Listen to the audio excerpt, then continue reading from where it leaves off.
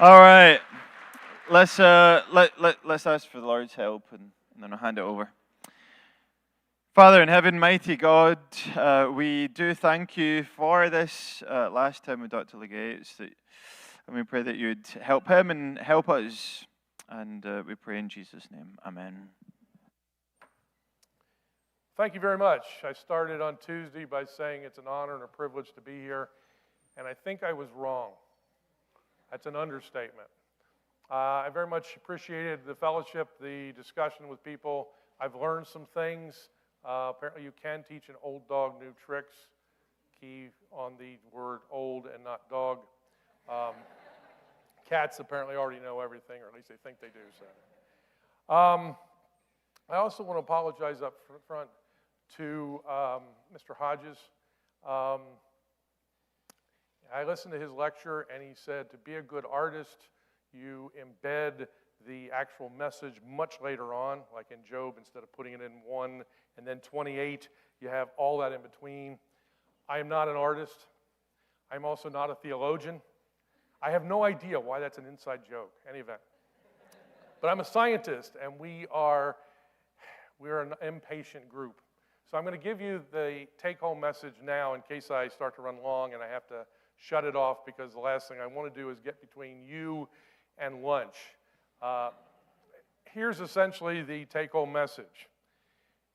We are in a spiritual battle. I don't really care what you believe regarding climate change. I've made my case, but you can investigate it yourself, come to your own conclusion.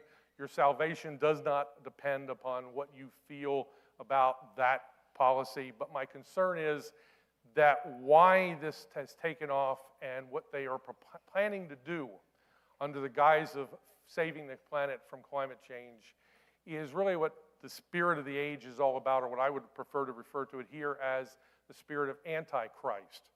And I want to use the word Antichrist because it is anti-Christ. It's opposite to everything Christ says and stands for. If Christ says do something, they refuse to do it. If Christ says do not do something, they will do it in spades. God says to put me first. I'm a jealous God. Have no other gods before me. They, in fact, go so far as to even deny the existence of God. God says, be prosperous. We talked about the wicked equation. We don't want you to be technologically advantaged. We want to keep you technologically disadvantaged. It says multiply. They want a lower population. Remember the guy from Caltech. It would probably be better if humans had never been invented. They want to stop people from coming out of the womb. And if you do get out of the womb, they want to destroy life as best they can by changing your gender, doing all sorts of other things, and then trying to figure out ways to shorten your life. God says to care for others. They say, no, we want to keep everybody in poverty. Again, the wicked equation. Keep P down, keep affluency down, keep technology down. Christ says, dominate creation. They say, be subservient to your mother nature. And in particular, be subservient to us. As we've talked before about various types of socialism, various types of totalitarian regimes. Let us be in charge of you, not you be subservient only to God. So that is my concern, is that that's where this is all headed. And there's a take-home message. So if you want, you can leave now. But anyway, no, I'll give you some more. But like I say, I'm very much appreciative of all of you. And so therefore, what I want to do is I want to give you a gift. This is currently selling for $250. You can get it out on the boat for the low, low price of free. But they're not going to last long. They're probably going to disappear sometime after lunch. So make sure on the way to lunch you pick up your copy. Don't be caught without one. You know, it's a limited time offer. So back in high school, I read a book, or required to read a book called The True Believer, Thoughts on the Nature of Mass Movements by Eric Hoffer. Hoffer was a longshoreman. He's not an academic. He's a longshoreman living in the San Francisco Bay Area. And the book was published originally in 1951 after he saw the rise of totalitarian regimes of Franco, Mussolini, Hitler, and so forth. And so his worldview is not something I would take from the book, but there's a couple comments I think that were very useful here. One is that hatred is the most accessible and comprehensive of all the unifying agents. Mass movements can rise and spread without a belief in a God, but never without a belief in a devil. You need something to gel people around that has to be fought, has to be attacked. Maybe there's nothing good, but there has to be something evil that you're going after. And the second quote he has is, the quality of ideas seems to play a minor role in mass movement leadership. What really counts is the arrogant gesture, the complete disregard of the opinion of others, the single-handed defiance of the world. Keep those in mind as we proceed. Now, I'm going to start somewhere where people who know what this is going to say, I never thought I'd hear that come up in this discussion. And it's Pascal's wager. Anybody familiar with it? Okay, a lot of people, good. Obviously, this is not worldview that we would espouse, but Pascal's wager reads, although the existence of God cannot be determined through reason, a person should wager as though God exists, because living life accordingly has everything to gain and nothing to lose. Graphically, we show it as this way. So along one of the axes, we have either God exists or that God does not exist, and across the top, we have I believe in God and I do not believe in God. And in Pascal's world, his argument is, if God exists and you believe in God, you've gotten the whole thing right, and that takes you to heaven. If God exists, but you do not believe in him, then that's a bad thing, and that takes you to whatever he defines as hell. But suppose God does not exist, and remember, in his world, he can't figure out which row we're on. If God doesn't exist, but you act as if there is a higher power, then he argues, well, at least there's moral benefits. And if you don't believe in God and he didn't exist, well, then you wouldn't exist. But if he didn't exist, then the idea is you wouldn't act as if there's a higher power. You'd be correct, but that would lead you to immoral consequences. So Pascal's take-home message is stick to the left. Stay in the green. It doesn't matter whether God exists. It really matters in your belief in God. And so in this case, the green is good, stay to the left. What Pascal never addresses, of course, is a believe in which God, because there are all sorts of gods to choose from. But in his case, there's no way to know which one's right anyway, so that's why he sort of ignored it and moved on. Now, there's something that comes up in climate discussions, and that is called the precautionary principle. The precautionary principle comes from the Rio Declaration, the Rio meeting in 1992, that we'll talk a bit more about, but it reads as follows. To protect the environment, the precautionary approach shall be widely applied by states or countries according to their capabilities. Where there are threats of serious or irreversible damage, lack of full scientific certainty shall not be used as a reason for postponing cost-effective measures to prevent environmental degradation. And usually in later incarnations of this, the word cost-effective is deleted. We see all the time, there is just simply no time left to argue over climate change. We have to act now. We can't wait for an answer. Now, I started with Pascal's wager, but if you squint a little bit, you'll see that this really actually looks like the precautionary principle, where God is replaced with anthropogenic global warming, and I'm not saying that's God, but essentially we have a question between either it's significant and affecting the planet, or it's insignificant. And if you go back through we can do something about it, or we can do nothing about it. And if you go back through the same arguments we made with Pascal's wager, you can see that if it's a problem and we do something about it, we can solve it, and that takes us to our environmental heaven. If we do nothing about it, it is significant, the earth bursts into a fireball, and that's the end.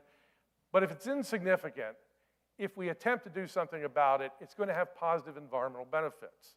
And if we attempt to do nothing about it, we'll have adverse environmental consequences. So for the same reason, let's do something. It doesn't matter whether it's significant or not, because that's always going to put us in the green. And the green is always good, and the red is always bad. Of course, by the same argument, what do? There's all sorts of things that we can do. They have all sorts of impacts on the environment, impacts on everybody. Impacts on the environment, impacts on everybody. Just like the question of which religion, the question is, what do you want to do? And they never really talk about that. But the problem is, it doesn't really look like this. It would be nice if everything were always self-contained, but in fact, the reality is every box has some red and has some green. So it depends on which box you get into, and then once you're in the box, there are still benefits, there are still bad things about being in there, and it's just not as cut and dried as we're told to believe. Now, the precautionary principle has two major components. It requires, first of all, an expression by decision makers to anticipate the harm before it happens. And the second is that it establishes an obligation for action to prevent or minimize such harm if the level of harm gets high. In 2014, there was a hearing in the House committee. This is Representative Kennedy from Massachusetts. He was interviewing Dr. Daniel Botkin, who was testifying. He said to Botkin, "Sir, do you look both ways when you cross the street?" Botkin says, "Yes, sir, I do." And he said, "Well, the reason we do so is our response to climate change must, like looking both ways when we cross the street, follow the precautionary principle." Is that why you look both ways before you cross the street? Are you following the precautionary principle? I argue you're not. I argue you're actually following something that I refer to as the antithesis to the precautionary principle. You don't act before you know what's going to happen and make sure you just do something because we have to. You do two things. One, it has to affect a positive remedy to the issue at hand. It has to solve the problem. And second, it won't have adverse impacts or create other problems. So I look both ways because one, it's going to stop me from stepping off the curb if there is a car coming. And two, the time taken that I do by looking both ways is a small cost compared to the big benefit I get. What I don't do is reach into my pocket, pull out my wallet, and take out a $50 bill. Uh-oh, there's none in there. Anyway, take out a $50 bill and toss it into the air. It's doing something. I'm following the precautionary principle. But it's going to have no effect. Why? Number one, it will not affect a positive remedy at hand. It's not going to keep me from being hit by a car. In fact, the car may swerve to try to get the money and run me over anyway. But the second thing is it will have adverse impacts. Before I can get across town, I'll be broke. So we follow the antithesis of the precautionary principle, not the precautionary principle. But now we're told we have to do the exact opposite of what we normally do. But why are we in this discussion all along? Because isn't the science of climate change settled science? Don't we know everything? We're told time and time again. Here's 2015 in the Washington Post. Yet another survey, changing tone and so forth. Another survey suggests the climate change debate is settled among scientists. And this is from John Holdren, which again is the Ehrlich-Holdren Wickett equation. He says, settled enough. It's settled enough. We can proceed. Over time, there have been a lot of people that have tried to figure out what the consensus is.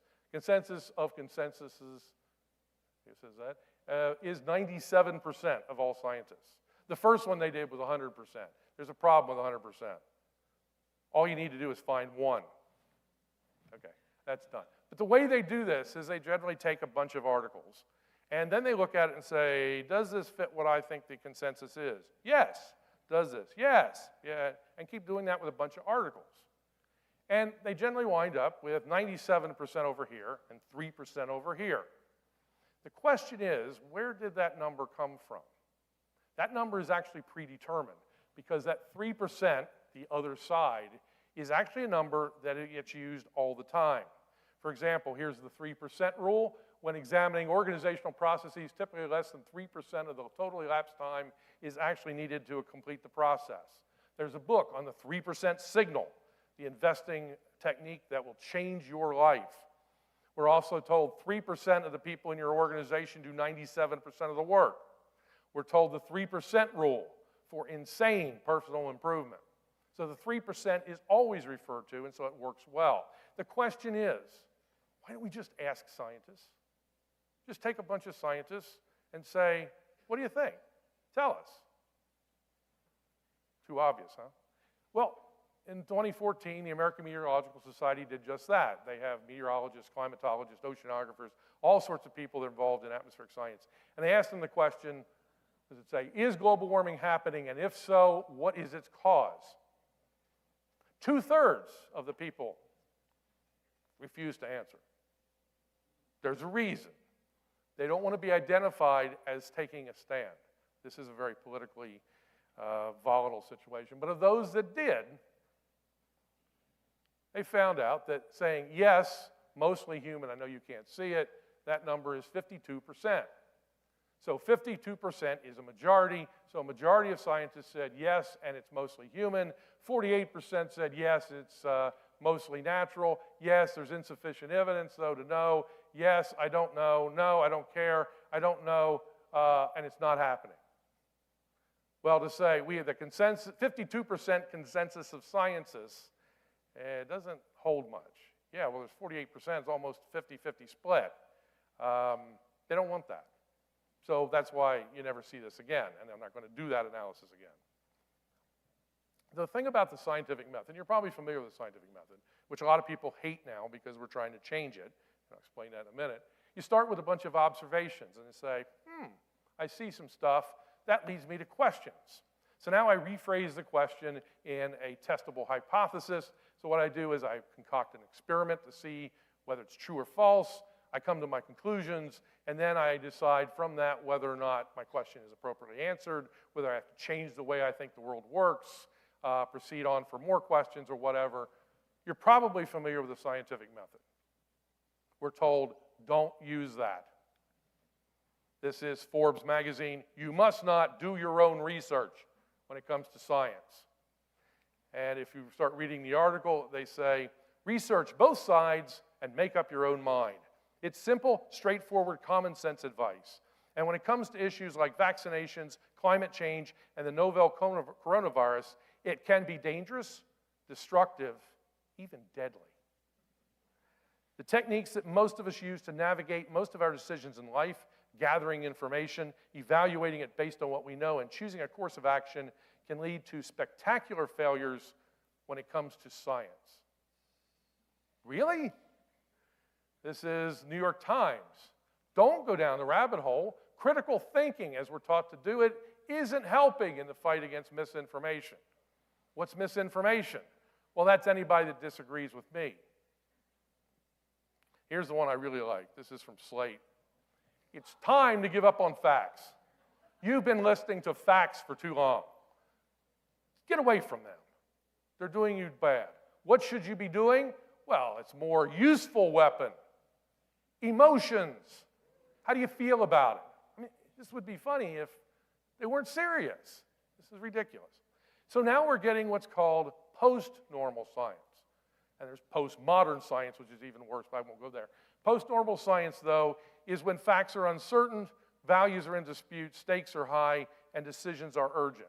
It can be framed in terms of a call for the democratization of expertise, and as a reaction against long-term trends of scientization of politics, the tendency towards assigning to experts a critical role in policymaking while marginalizing lay people. Yeah, the experts shouldn't have a big say in what's going on. We should use people that don't know. In the mid-1980s, a demand for policy-oriented climate science arose based on complexity and uncertainty of issues and risks for humanity and ecosystems. This is essentially the diagram. So here we have system uncertainties. Here's where we pretty much know what's going on. Here's where we have no clue. This is the decision stakes. Are we in something that is meaningless? Are we in something that makes all the difference in the world? The argument is that climate change is way out here. So if we're using the old scientific method, it's only applicable down in here, when everything is certain, when the stakes are low. When we get out here, we need something new. And that's where we have post-normal science. What is post-normal science? It says normal science depends on experts.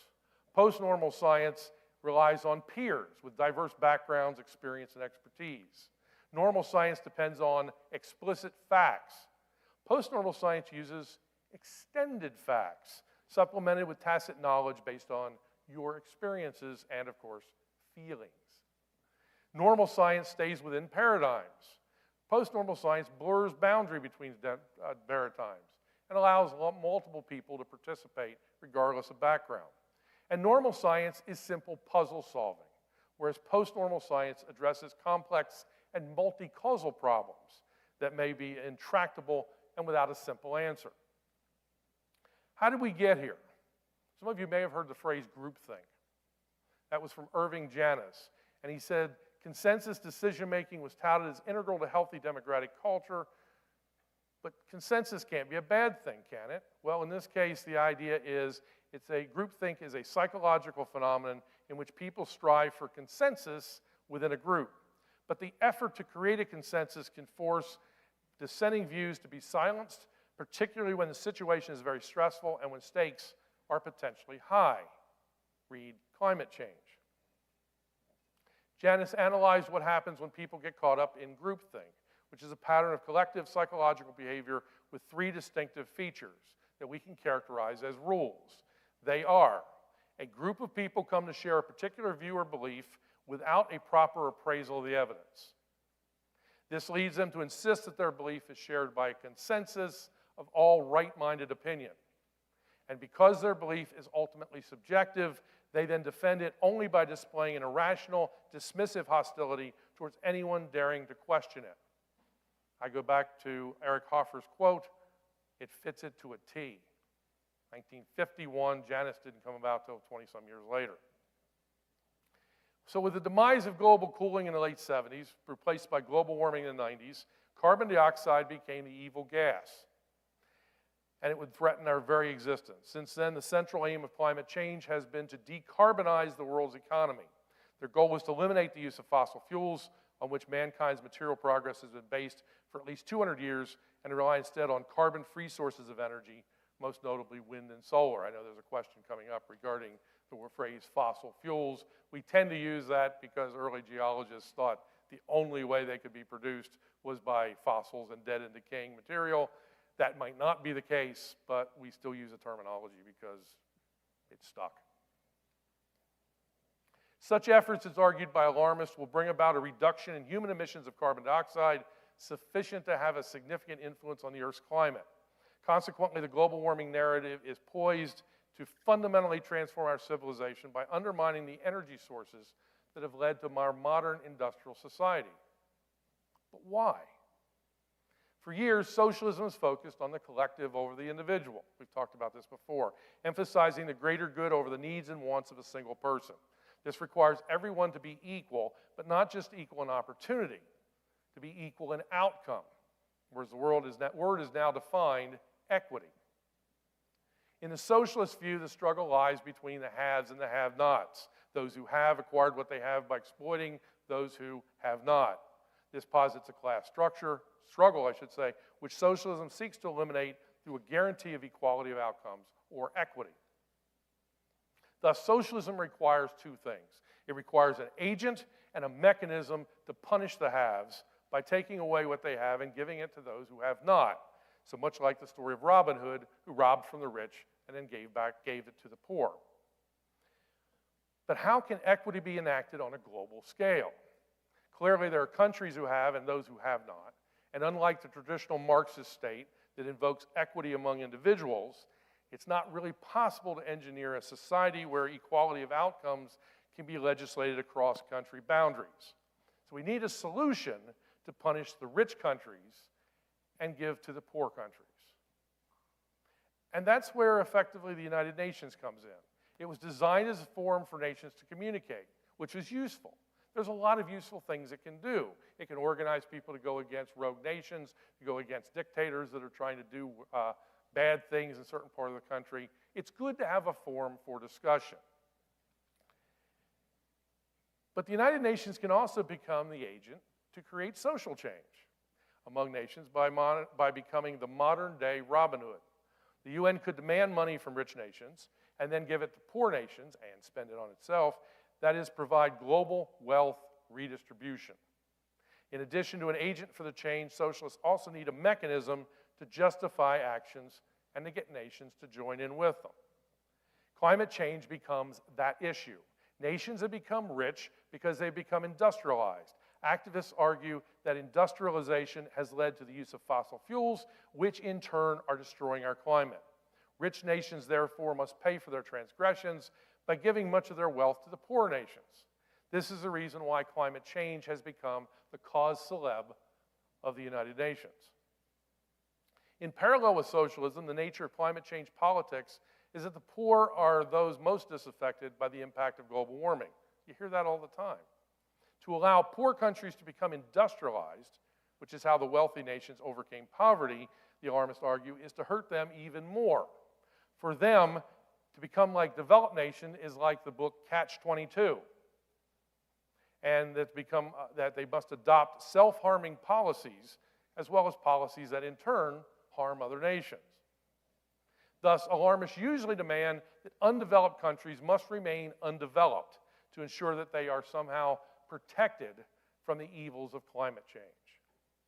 Alarmists believe underdeveloped and undeveloped nations must be kept as they've existed for centuries, at one with nature and living within the noble native concept. Of course, such policies are not at one with nature, and environmental degradation and childhood mortality plague these societies.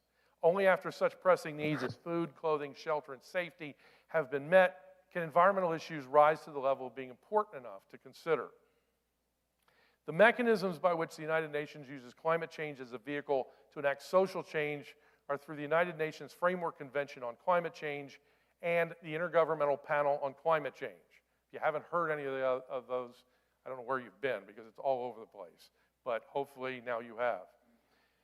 The question is, how did they come to be? The history of the Intergovernmental Panel on Climate Change actually begins in obscurity back in the late 1970s. After about 3 decades of declining air temperatures and global cooling, the late 1970s saw a resumption in the rise of air temperature that had been observed as far back as the mid-1800s. Despite the global cooling of the early 1970s, several scientists have become convinced that increasing atmospheric carbon dioxide concentrations must necessarily lead to a warming of the planet. Leading this group was Swedish scientist Bert Bolin, who had noted that the cooling since the 1940s had ended and had been replaced by modest warming. In 1979, Bolin attended the world's first climate conference, organized by the World Meteorological Organization of the United Nations. His arguments were very persuasive, particularly to members of the conference organizing committee. Future conferences were scheduled to further discuss the possibility of global warming, and the World Climate Program of the United Nations was subsequently founded. Subsequent workshops were held in Villach, Austria in 1980, 1983, and 1985. At the third Villach workshop, Bolin argued that anthropogenic increases in greenhouse gases called for immediate action, and the conference attendees were summarily impressed. The paper was well received by the Deputy Executive Director of the UN Environmental Program, Dr. Mustafa Tolba. Tolba was an Egyptian plant pathologist who had previously served as the president of the Egyptian Olympic Committee. What's he have to do with climate? Oh well. A consensus then was reached by an international group of scientists that the first half of the next century, a rise of global mean temperature would occur, which is greater than any in man's history. We haven't looked at the data yet, but we know what's going to happen. It was subsequently recommended that scientists and policymakers should work together to examine policies that would effectively address the problem. Sir John Houghton, then head of the United Kingdom Meteorological Office and former professor at Oxford, was significantly impressed with Bolin's arguments and joined him as Bolin's most influential ally.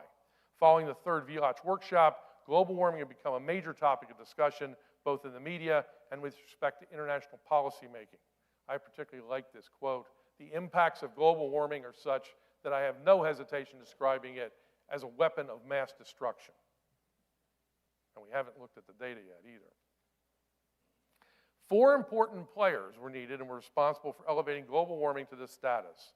2 were part of the United Nations, the United Nations Environment Program, World Meteorological Organization. 1 was a non-governmental organization called the International Council for Science. It subsequently changed its name and essentially dropped out of the discussion. But the one that's the most important is the one over here. It's got the most fossil fuel companies associated with it. It's got the biggest budget that it gives to the United Nations, and in particular, it had the biggest carbon footprint. And of course, that's the United States. The problem is, they needed a political ally inside the UN to get this to work. And that person is Maurice Strong. He was a Canadian businessman with tied to oil fields in Alberta. He's a self-professed socialist in ideology, but capitalist in methodology. And he long believed that the United Nations must be transformed into a world government. Never heard that before, have you? After leading the World Conference on the Environment, Strong was appointed the first head of the United Nations Environment Program, where he organized expert meetings on climate change. Back in 1992, he gave an interview, and he was talking about a book he intended to write. He never wrote the book, but many people argue he attempted to play it out in real life. Here's the outline of the book, he said. What if a small group of world leaders were to conclude that the principal risk to the earth comes from the actions of rich countries? And if the world is to survive, those rich countries would have to sign an agreement reducing their impact on the environment. So to save the planet, the group decides, isn't the only hope for the planet that the industrialized civilizations collapse? Isn't it our responsibility to bring that about? So this group of world leaders forms a secret society to bring about an economic collapse. It's scary, isn't it, that somebody actually in power and ability is thinking this way? He also made a lot of other fun, disturbing comments. Current lifestyles and consumption patterns of the affluent middle class, including high meat intake, the use of fossil fuels, electrical appliances, home and workplace air conditioning, and suburban housing are not sustainable. And our concepts of ballot box democracy may need to be modified to produce strong governments capable of making difficult decisions. Strong had been connected to the United Nations since 1970. He had come to use the United Nations prestige to promote a sweeping socialist agenda. He argued that the natural resources of the earth were the common inheritance of all mankind, tragedy of the commons, and that the rich Western countries, which had benefited so disproportionately from supporting them, must now be made to fund the poorer countries and the rest of the world to help their economies, and of course, the United Nations. In 1987, Strong and the United Nations Environment Program were able to push their agenda further as members of the Brundtland Commission. Their report introduced the concept of sustainable development and described how sustainable development could be achieved. Chaired by Norwegian Prime Minister Gro Harlem Brundtland, the report laid particular emphasis on the dangers of, quote, human-induced climate change, warning that this could raise global temperatures to such a level that would have serious effects on agriculture, raise sea levels, flood coastal cities, and disrupt national economies. The report called for major global efforts to curb emissions on carbon dioxide and all other greenhouse gases. Strong had played a key behind-the-scenes role in organizing the conference in Canada that produced the Montreal Protocol, which you probably know was what phased out chlorofluorocarbons to save the ozone layer. This process enabled him to see that in global warming, he had found an even more powerful theme on which to push his longtime political agenda. And in 1988, everything came together. On a hot, humid day in June of 1988, Senator Tim Wirth of Colorado chaired a hearing on the Senate Committee on Energy and Natural Resources. 6 experts testified. There's only one you'll ever remember. He was Jim Hansen, who was at the time was head or the director of NASA's Goddard Institute for Space Studies in New York City. He is famous for saying, "We are 99% certain that humans are changing the Earth's climate." The media were told this hearing would result in something earth-shattering, so they turned out in force. Hansen's wildly alarmist predictions that the world was heading for a global Armageddon made lurid headlines across the United States and beyond, including cover stories in Time and Newsweek. In November of 1988, just 5 months later, the inaugural meeting of a new body, sponsored by the WMO and the UNEP, was held, and they called it the Intergovernmental Panel on Climate Change. Although it was sold as an impartial body of world scientists, the IPCC was never intended by those who established it to be anything of the kind. Bolin was its first chairman. Houghton was chosen to chair the all-important section on the science of climate change when the IPCC came to compile its first report. Not only were both men totally committed to the belief in human-induced climate change, so were everyone around the table at the first meeting, which represented 34 nations. Within just 2 years, it was proposed the IPCC would present its first assessment report, in which the key ingredient would be computer models programmed to determine the extent to which rising levels of carbon dioxide would warm the world. As promised, the first assessment was published in 1990. Climate trends were portrayed as portending dire conditions because of anthropogenic warming. The first assessment used climate models to argue that 21st century warming would be just less than 1 degree Fahrenheit per decade, as much as 8 times the calculated decadal rate for the entire 20th century. By the way, since then, it's been nowhere near that. But we didn't need truth, did we? When the first assessment report appeared in 1990, the global headlines were led by a claim in the summary for policymakers that the IPCC was confident the increase in carbon dioxide alone had been responsible for more than half of the world's warming. Problem. When I said summary for policymakers, did you think it was sort of like the Cliff Notes? No. In fact, the summary was written by Houghton himself. Had nothing to do with the science document. And that was one of the problems. A lot of people said, wait a minute, we need to have more people involved than just one person's view of what they think the whole thing looks like. So they changed the method. So in the future, going forward, every nation, they will produce this, and every nation shall sit down, and we will go line by line, and they will up or down every line. So if every nation says up, it stays in. If any nation says nope, it gets kicked out. That's how we're going to do it in the future, but we're stuck with this one. The interesting thing is Houghton made sure that despite the caveats, concerns, and contradictions raised in the actual text, the summary put an alarmist spin on the results, and climate change was what it would become later, the existential threat to the planet. Following the release of the report and its impact in 1990, Strong organized an Earth Summit in 92 in Rio de Janeiro, the Rio Summit. It became the largest conference ever held. It was attended by 108 world leaders, all the way from Cuba's Fidel Castro to U.S. President George Herbert Walker Bush. There were 20,000 other delegates, and also present were 20,000 other climate activists and members of green lobby groups, all paid by the UN and funded through funds from the United States. Strong masterminded every detail of this extraordinary gathering, which led to establishment of the United Nations Framework Convention on Climate Change.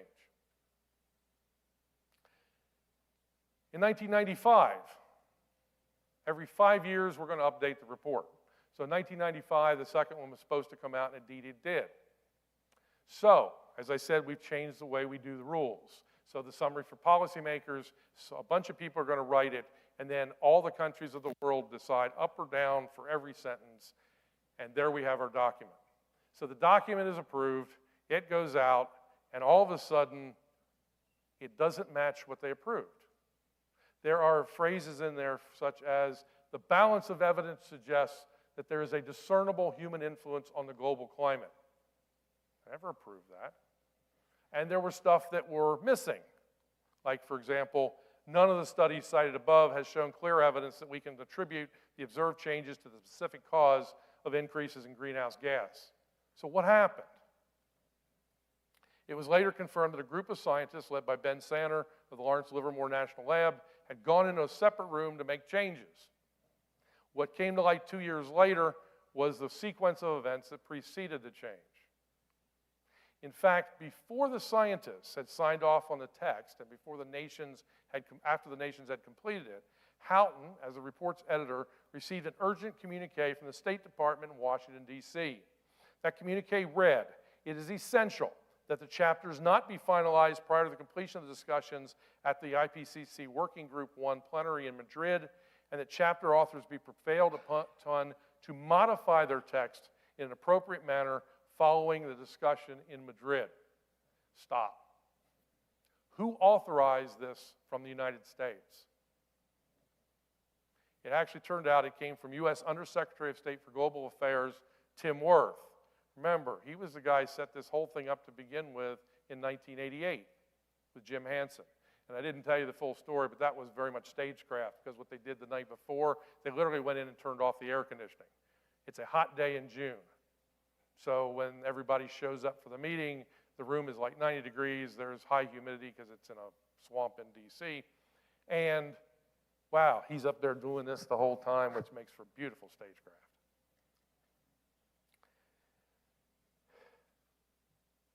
At the upcoming Global Climate Conference in Kyoto in '97, remember 2 years after each one they have a big meeting, Wirth and others planned to realize Strong's long-term agenda, which included much socialism, obviously. The Kyoto Protocol, you may have heard of, is what it would be called, would commit the Western nations to reducing their carbon dioxide emissions since they were the oppressors and pay exorbitant sums of money to still developing nations, the oppressed, including China and India. China and India had become by then some of the biggest users of carbon dioxide producing fuels. Nevertheless, they were exempt from the discussion. This provides funds to developing nations, to the UN, to non-governmental organizations, while putting the brakes on the economies of the West. What actually happened was this one-sided deal put Vice President Al Gore on the spot.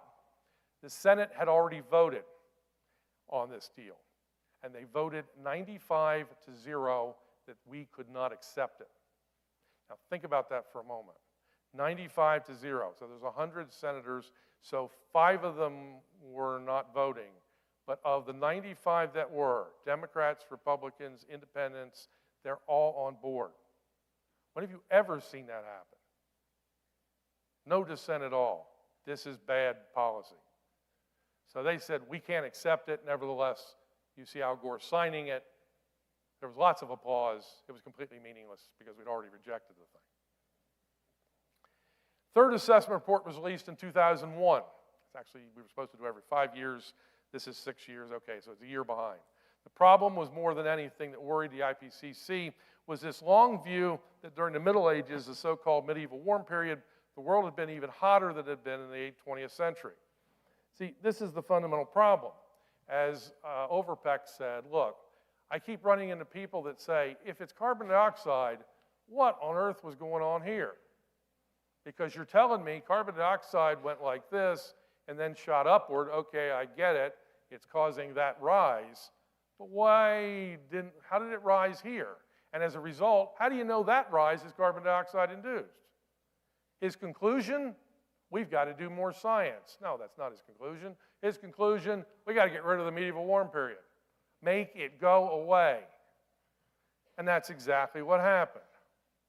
4 years later, as if on cue, a graph appears in the journal Nature, which was now called the hockey stick, because if you squint, it looks sort of like a hockey stick. The graph shows temperatures steadily declining over the past millennium until suddenly in the 20th century, bang, they shoot upwards. Here's human impact from industrialization. There's lots of variability, but the trend is slightly downward. See, we were headed into global cooling. We stopped that, and unfortunately now we're setting fire to the planet. We got to stop that too. But you'll notice the medieval warm period is gone. And now we don't have to explain it away anymore because magically it poofed, gone. Medieval warm period, as I said, 4 centuries long ice age had completely disappeared. There's one problem with it. It was championed by its creator, a young scientist with limited experience called Michael Mann. Mann subsequently was selected to head the important chapter that focused on air temperature reconstructions, which explains why the hockey stick got into the third assessment report. So with the hockey stick, Mann and his 2 colleagues had rewritten history. But there's something you don't see. One of the neat things about this is they argued that 1998 was the warmest year of the last millennium, and the 1990s were the warmest of the last decade. So he actually drafted it many different times, publishing it in different places. And so they came out at different times. So this one came out in early 2002, and you can see in particular how you have warming taking place. The problem is, statistically, they said, wait a minute, you're using 1 standard deviation as an uncertainty. You should be using 2. So you need to increase that. So he increased it. And then later on, there were some problems, so the uncertainty got bigger, and then the uncertainty finally shows up in the entire record like this. So what did he do? Well, back here, the problem is the warming is 0.3 degrees Celsius. But remember, you've got to use 2 standard deviations. So over here, we just simply move that upwards. Now I can still say that 1998 is the warmest year and the 1990s are the warmest decade. Well, with more changes, can't say that anymore, so we'll move it up a little bit more to almost 0.6. And by the time it appears in the IPCC report, it's now up here almost to 0.7. I don't need to tell you, this isn't how you do science, but it's how you do propaganda. And that's one of my other concerns, is this stuff is loaded with propaganda. We found this out, got us in trouble, of course, because how dare you criticize the emperor by saying he has no clothes, but nevertheless, this is what happened. Well, since then, we've had the 4th assessment report, the 5th assessment report, the 6th assessment report. I have to do it together because the 4th assessment report would have been FAR, which is what we call the 1st assessment report. So now it's assessment report 4, 5, and 6. And each time, the world is always getting worse. Global warming is more draconian than the one before, and what we need to do is more dramatic than that happen. We've had other meetings. Rio, Kyoto, Paris in 2015, you may remember. These are major meetings where big changes are made. And so as a result, we've had now, in 2019, we've had 49 sessions of the IPCC. What effect has that had on global carbon dioxide? So here's our carbon dioxide curve. Here are all of the meetings in which we are demanding money and getting money and demanding sanctions and getting sanctions, and it has no effect whatsoever on carbon dioxide trends. Why not? This isn't about carbon dioxide. It's about something else entirely. So let's go back to the meeting in IPCC in Paris, France in 2015. There's one person on stage who deserves special attention. Her name is Christiana Figueres. She's Executive Secretary of the UN's Framework Convention on Climate Change. Her father was a 3-time president of Costa Rica. She has degrees in anthropology. She admitted before the Paris conference that, quote, "This is the first time in the history of mankind we are setting ourselves the task of intentionally, within a defined period of time, changing the economic development model that has been reigning for at least 150 years since the Industrial Revolution. That will not happen overnight, and it will not happen at a single conference on climate change." You thought that conference was supposed to be climate change. It's not. It's changing the economic development model of the world.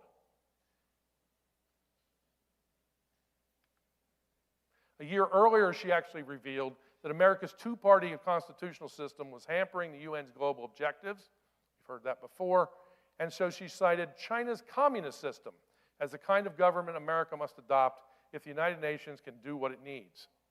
In other words, she believes the United States must be transformed into a communist, one-party nation so that the United Nations can accomplish its goals. She came in 2015. Before her was Dr. Rajendra Pachauri. He was in from 2002 to 2015, and until he was forced to leave on sexual misconduct allegations. He quoted during his Nobel Peace Prize acceptance speech as saying, "We have embarked globally on a path of unsustainable development. Our lifestyles, the way we produce goods and services, are all part of a system that is completely unsustainable. I see solutions to climate change leading to a much larger philosophical shift in the way human society develops. We need a new matrix to define what human progress is." And then he said, "For me, the protection of planet Earth, the survival of all species, and the sustainability of our ecosystems is more than a mission. It's my religion and my dharma." Here is Dr. Otmar Edenhofer. He's chair of Working Group 3. Working Group 3 is the mitigation chapter, or mitigation group.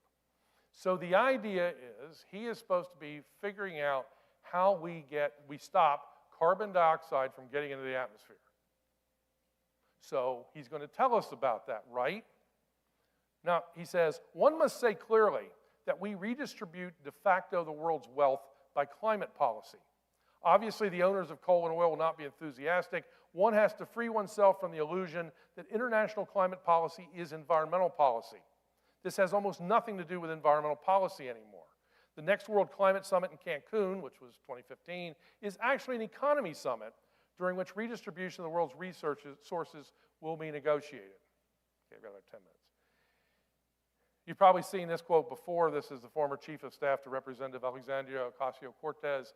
I'm not going to attempt to pronounce his name, But he said the interesting thing about the Green New Deal, it wasn't originally a climate thing at all, because we really think of it as a how do you change the economy thing. This is David Brower, founder of the Sierra Club. Sierra Club's mission statement is to explore, enjoy, and protect wild places of the earth, to practice and promote the responsible use of the Earth's ecosystems and resources, to educate and enlist humanity to protect and restore the quality of the natural and human environments. Sounds like that could be a good Christian organization. The goal now is a socialist redistributionist society. Back to John Holdren. Remember, he was White House Office of Science and Technology Policy from 2009 to 2017. That's 8 years in which he is leading the nation's Office of Science and Technology Policy. He said, a massive campaign must be launched to de-develop the United States. Remember, that wicked equation is his. We've got to get rid of T. I equals P-A-T. T is technology. Got to get rid of technology. He's in charge of technology, and his goal is to reduce it, and that's exactly what he says he's going to do. It says the ideology of global warming has much in common with other examples of good groupthink. It originated with only a very small group of people who had become gripped by a visionary idea. It was based on predictions of a hypothetical future which could not be definitively proved right or wrong. For many, climate change is the mechanism by which the socialist dream of wealth redistribution and a global socialist economy can be realized. The discussion about climate change now opens up all sorts of discussions of the radical socialists. Population control, including abortion, birth control, euthanasia, are fundamental results of saving the planet from the ravages of climate change. I'll give you one last quote. This is from in 2017 from Antonio Guterres, who was Secretary General of the United Nations. He was Prime Minister of Portugal, and he's a member of the Portuguese Socialist Party. The Washington Times wrote more specifically, Guterres wants social media executives to take the censorship against conservatives, against free thinkers, against Christians, against individualists to a whole new level. He sees free speech as an impediment to the implementation of our common agenda, which is a sort of roadmap to total top-down global controls on the citizens of the world using fear. Fear of pandemics, fear of climate change, fear of inequality, and fear of discrimination as the primary fuel. He wants the United Nations to control financial institutions. He wants the United Nations to take charge of educating young people. He wants the United Nations to be the decider of human rights. He wants the United Nations to be the determiner of proper speech. Non-governmental organizations such as the Natural Resources Defense Council and the World Resources Institute are all behind the need for governmental intervention and to affect our economy to accomplish their goals. The Great Reset, which you may have heard, involves drastically increasing the power of government through expansive new social programs like the Green New Deal and using vast regulatory schemes and government programs to coerce corporations into supporting socialist causes. Proponents argue that the four horsemen of the apocalypse, climate change, loss of biodiversity, overpopulation, and a consumer economy require us to change to a government-controlled society. Currently, climate change legislation has the biggest traction. The Great Reset has already been backed by influential leaders, activists, academics, and institutions. In addition to the World Economic Forum and the United Nations, the Great Reset movement counts among its supporters the International Monetary Fund, heads of state, Greenpeace, CEOs, presidents of large corporations, and financial institutions. I think we already talked about that last night with Pastor Myers. As Jean-Francois Lyotard wrote, everyone and everything is purchased not to find truth, but to augment power. This is exactly what the Intergovernmental Panel on Climate Change and the UN Framework Convention on Climate Change is all about. It's not about climate, it's about power and control, and the ruse about saving the planet is simply the means to achieve that end. So let me give you a verse from Ephesians. Finally, be strong in the Lord and the strength of his might. Put on the full armor of God so that you will be able to stand firm against the schemes of the devil. For our struggle is not against flesh and blood, but against the rulers, against the powers, against the world forces of this darkness, against the spiritual forces of wickedness in the heavenly places. We heard last night from Pastor Myers, and we've heard from virtually everybody else. We are in a spiritual battle. This is not a discussion over climate change. This is a discussion over changing everything. As Pastor Myers just said this morning, we need godly men and women to fight for the cause of Christ. The advantage is we fight for the most important, the biggest, the only, most powerful God of the universe. He's the only God that exists. Everything else is a pretender. He is omniscient. He is omniscient. He's all powerful. Let me do it my way. He is all powerful. He is all knowing. He is all present. Okay? He is the creator of the universe, created everything we saw simply with one word, his word. And he sustained it all simply with his being. Anything apart from him will cease to exist. So hopefully get yourself on the right side if you aren't. If you are, I'm glad to be with you. But he hasn't sent us out alone. We have the full armor of God. And not all of that armor is defensive. There's the sword of the Spirit in particular, which is an offensive weapon. It's the Word of God. As I said, it created everything. It is an offensive weapon. We need to fight back. As Pastor Myers said, don't give up the fight. Don't run away from it. We cannot afford to simply be standing on the sidelines. We cannot afford to be in the stands. We are commanded to get out on the battlefield, get dressed, and to get active. So, are you going to are you going to join in the fight with us for Christ? I didn't hear you. Are you going to join the fight with Christ? Yes. Then let's get dressed and let's go. Thanks.